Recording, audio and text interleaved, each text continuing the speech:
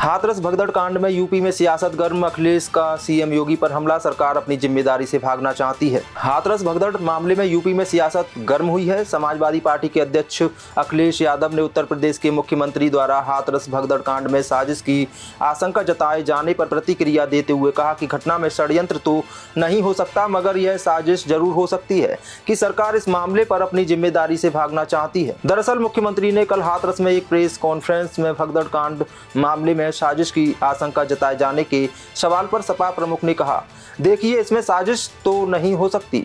साजिश यह हो सकती है कि सरकार अपनी जिम्मेदारी से भागना चाहती हो।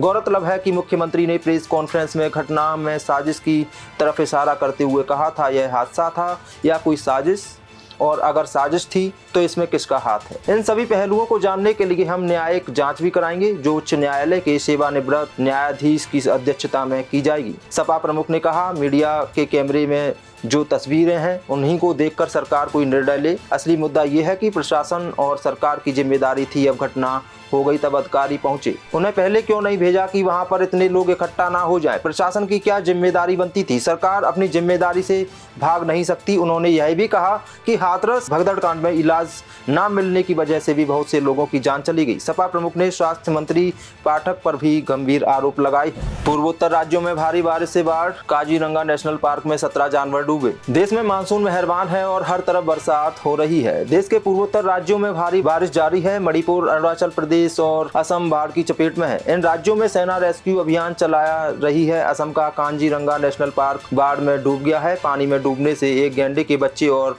हॉग डियर समेत 17 जानवरों की मौत हुई है।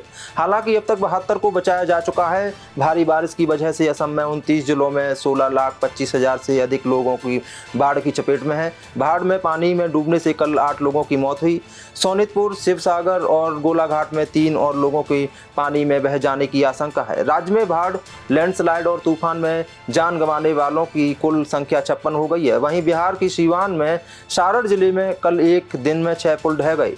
इनमें 4 गंडक नदी पर तो 2 धमई नदी पर थे। पिछले 15 दिनों के दौरान राज्य में पुल गिरने की ऐसी 11 घटनाएं हुई हैं। क्या समय आ गया है अंधविश्वास को रोकने के लिए कानून बनाने का? महाराष्ट्र, कर्नाटक समेत 3 राज्यों ने इस संबंध में क्या बनाए हैं कानून? उत्तर प्रदेश के हाथरस में स्वयंभू भोले बाबा के सत्संग में 123 श्रद्धालुओं के जान गंवाने के बाद इस घटना ने पूरे देश का ध्यान खींचा है। इसके साथ ही देश में अंधविश्वास विरोधी कानून की जरूरत पर बहस शुरू हो गई है। राज्यसभा में विपक्ष के नेता मल्लिकार्जुन खड़गे ने कर्नाटक और महाराष्ट्र जैसे राज्यों की तरह देश के एक राष्ट्रीय कानून बनाए जाने की वकालत की है। पिछले कुछ सालों में बात करें तो देश में धार्मिक स्थानों पर समय समय पर मची भगदड़ में अब तक हजारों जानें चली गईं। अंधविश्वास विरोधी कार्यकर्ता नरेंद्र दाभोलकर की हत्या के बाद महाराष्ट्र में मानव बलि और अन्य अमानवीय बुराई तथा काला जादू जैसी प्रथाओं को रोकने के लिए कानून बनाया है। इसी तरह कानून कर्नाटक में लागू है। वहीं बिहार, झारखंड, छत्तीसगढ़, उड़ीसा, राजस्थान और असम में डायन प्रथा रोकने के लिए कानून बनाए गए हैं। ऐसे में देश में राष्ट्रीय स्तर पर एक व्यापक कानून की जरूरत महसूस की जा रही है, ताकि अंधश्रद्धा के कारण होने वाली घटनाओं पर रोकथाम लगाई जा सके। मध्य प्रदेश के बजट पर बोले केंद्रीय मंत्री ज्योतिरादित्य सिंधिया, कहा यह बजट जनहित का बजट है। कल मध्य प्रदेश सरकार ने इस सत्र के लिए विधानसभा में पूर्ण बजट पेश किया है, जिसमें किसान, मजदूर, बच्चों, महिलाओं, सरकारी कर्मचारियों और बुजुर्गों का पूरा ख्याल रखा गया है। जिसमें वित्त मंत्री जगदीश देवड़ा ने हर वर्गों के लिए सौगातों का पिटारा खोला है। वहीं इस पर केंद्रीय मंत्री ज्योतिरादित्य सिंधिया ने भी अपनी प्रतिक्रिया दी है। ग्वालियर में देर रात पहुंचे केंद्रीय मंत्री सिंधिया मध्य प्रदेश के बजट पर बयान देते हुए कहते हैं कि मध्य प्रदेश का बजट एक जनहित का बजट है, विकासशील, प्रगतिशील बजट है। हमारे सभी क्षेत्रों को प्राथमिकता दी गई है, चाहे शहरी हो या ग्रामीण क्षेत्र हो, शिक्षा और स्वास्थ्य हो, सभी विभाग के बजट में बढ़ोतरी की गई है। चाहे नगरीय प्रशासन, स्वास्थ्य एवं चिकित्सा हो, और प्रदेश का चौगुना विकास हम लोगों का संकल्प है। मुख्यमंत्री मोहन यादव जी के नेतृत्व में मैं उन्हें बधाई देना चाहता हूं। बहुत अच्छा बजट पेश किया है और प्रदेश की जनता का विकास इससे सुनिश्चित होगा। वहीं 4 लाख नौकरियां देने के वादे पर केंद्रीय मंत्री सिंधिया ने कहा कि औद्योगिकीकरण के आधार पर और नए निवेश के आधार पर नौकरियां भी उपलब्ध हो जाएंगी। जाएंगे और पूरे मध्य प्रदेश में एक नई क्रांति कृषि एवं औद्योगिक क्षेत्र में जरूर आएगी। साथ ही औद्योगिक निवेश की जिम्मेदारी मिलने पर सिंधिया ने कहा, हर जिम्मेदारी को मैं महत्वपूर्ण से निभाता हूं और पूरी तरह से निभाने की कोशिश करता हूं। दिल्ली और हरियाणा में आपके साथ कोई गठबंधन नहीं करेगी कांग्रेस। दोनों राज्यों में आने वाले समय में होना है विधानसभा चुनाव। कांग्रेस ने हरियाणा और दिल्ली के आगामी विधानसभा चुनावों के लिए इंडिया ब्लॉक पार्टनर आम आदमी पार्टी के साथ गठबंधन से इंकार कर दिया है। कांग्रेस महासचिव जयराम रमेश ने बताया कि पंजाब में कोई इंडिया गठबंधन नहीं है। उन्होंने कहा कि हरियाणा में हमने लोकसभा चुनाव में आम आदमी पार्टी को एक सीट दी थी, लेकिन मुझे नहीं लगता कि विधानसभा चुनाव में इंडिया गठबंधन करेगा। दिल्ली में आम आदमी पार्टी ने खुद कहा कि विधानसभा चुनाव में इंडिया गठबंधन नहीं होगा।